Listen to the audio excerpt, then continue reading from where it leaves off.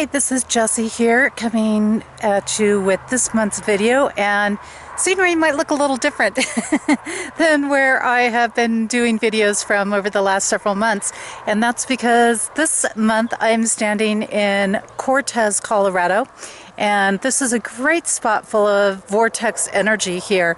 Yeah, you might notice my face is a little red. I spent a little time in some mineral springs yesterday, so enjoyed that, and just got to really soak up some great peaceful energy for a while. And in my conversations of meeting with a friend yesterday and various things that I've been watching as I've been on this journey, which I'm on the road again for a couple of months here, and that is the aspects of how can you really affect what's happening on the earth.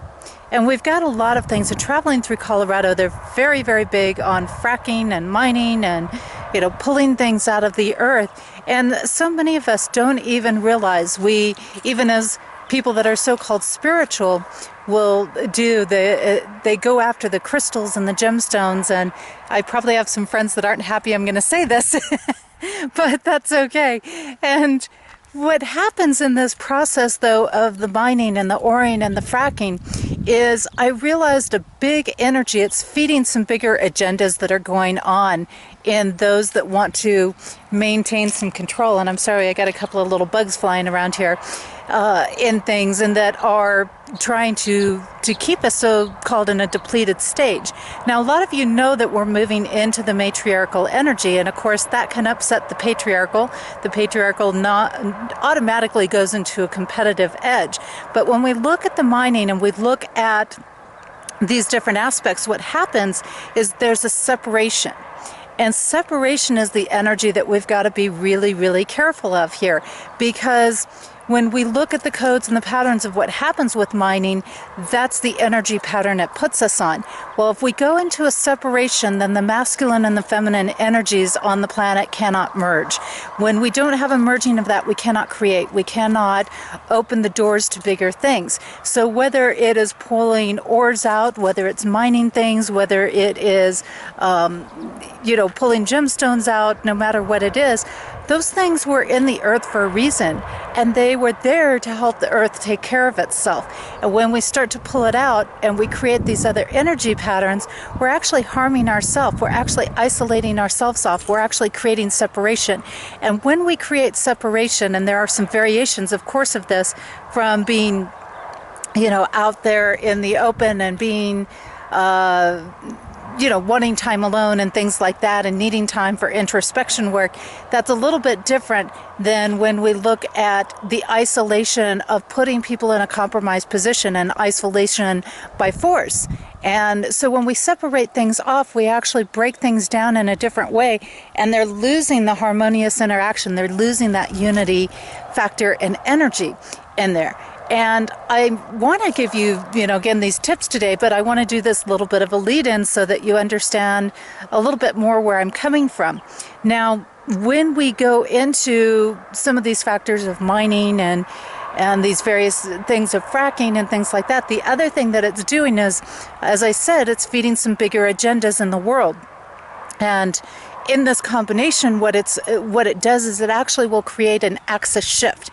And that is something that, as we know, will wipe out entire civilizations, entire races, entire species, and it will unearth also other species that we don't even know about, or maybe have been frozen in time. And for some people, they're thinking, oh, that sounds pretty cool. That might be neat. Well, it's not neat. I mean, these are the things that really, really can create some serious issues for us. What this does is it puts us in a very vulnerable position where we can be greater controlled, greater placed in fear. A lot of people would not be ready for this type of a shift to happen. And this keeps the masculine energy in force. It keeps the masculine energy in place in a rulership. And without the feminine coming in, there's not going to be an earth. There's not going to be the things that we love. And so many of us don't think in our day-to-day lives as, people walk into Starbucks and they walk into Walmarts and they walk into wherever they walk into, and they get things and they don't even think twice about whether they can afford it or whether they can pay for it. That's part of their daily life. And, I'm not talking about just, hey, you might not have a Starbucks. I'm talking about nothing may exist. Think about your families. Think about your animals. Think about all the things that you really love, the things that really touch your heart. And those things won't be there. They could all be wiped out in an instantaneous second. So what are some of the things that we can do to support and nurture the earth? Some of the things that you think, man, I don't have an impact on this. I can't change the government's mind, but we change it within us. We change it because we change within. And it starts with each and every one of us. So let's look at some tips for that. Let's look at 6 tips for that. One tip is compassion. When we operate from compassion for ourselves, for others, for the earth, we come from a whole different space, and we realize maybe some of the things that we think that we need, some of the things that we've been trying to keep into our lives, maybe we don't actually need those things. Maybe they're not as critical as we thought. Can we use a BPA-free recyclable bottle at work instead of, a regular plastic bottle? There's various things like that. Just opening your heart to letting go of the judgments that are involved in there. Now, another big thing that we want to look at is taking that time for connection every day. How much time are you taking? Are you getting that 2.5 hours in? Are you even getting that half hour or an hour in, where every morning, every evening, you're taking that time to just simply connect with the divine or God, or do your prayers or whatever you want to call it in there, but taking time for connection. And then another big piece is also about removing the competition.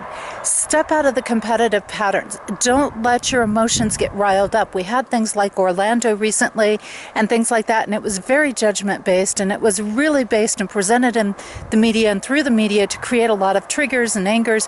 And while people are still putting out prayers, again, we have to remember it's not about prayers because we don't want to put people in deprivation. It's about sending love. It's about sending and putting out that unity can come, and that this can transition and transform and create some other aspects in life. So the shifting around is very, very important. Then we also want to look at, what are you doing when you're out on earth, when you're out in nature and you get those opportunities? I know not everybody does, but when you do, are you connecting? First of all, are you connecting? And that's another way. And we can connect through rivers or streams or even water fountains if you're in a city, or even going to a local city park, things like that. But make sure that you're staying on the trails of things, because we have these great aspects like what's behind me here, and they're trying to restore. The earth is trying to restore itself. And when we go walking across those areas where it's trying to restore, we literally wipe out hundreds of years of work that the earth has done. And so it's very important that you do stay on track, even though I know it sounds like fun to trailblaze across areas in there. Now, as we move on, what are you doing to take time to really connect with your senses? Are you being really completely, fully present when you're doing things? When you're working with things, are you really tasting what you're eating? Are you really being attentive with the person that you're in? Or are you trying to carry on 3 or 4 conversations at once? Or is your mind someplace else thinking about something else when you've got somebody in front of you? Value that time. Make that moment absolutely incredible for yourself. And then making sure that you are taking some time for yourself, making sure that you are doing your own restoration and surrounding yourself with what is peaceful. Okay, what is truly, truly peaceful. People that are peaceful. Things that you enjoy. And I don't mean the possessions, but I mean experiences. The experiences are the big things. The things that open your heart up really, really deep. That just tune you in. The love flows through and you can't control that love. So 6 great tips there. And, you're going to see some things coming from me more and more about the earth and the environment and the compassion that we need to be having and the things that are happening, because I've been snapping some photos and doing some video along the way of things, and we're losing things. It's incredible what we're losing on this earth, and we can't afford to lose it. If we're going to lose 9 out of every 10 trees, for example, like some of the areas I saw where 9 out of 10 trees basically were dead out there, and that creates fire hazards and other things for us. You know, we got to rethink things. So it's really important that we do the pieces that we can do. These things don't cost us anything. You don't have to join a group or get into a big coalition or fight the government or any of those things to do the things I mentioned. Okay, we got compassion in there. We got stepping out of the competition. We've got spending time in nature or connecting with nature on some level. That's 3, right? We've got taking time to connect with the divine and with God. That's 4. We've got surrounding ourselves with favorable and positive energy in there. You know, that's a 5th one in there, and then making sure that we're respecting nature when we are in it. And I think there was another one in there. So I apologize in my summary there of the 6 points, but you get what I'm going with this. So anyways, I just wanted to share those points with you and bring it in and realize that you do have power, because when you shift within yourself, you shift everything around you, not just your perception of it, but everything around you.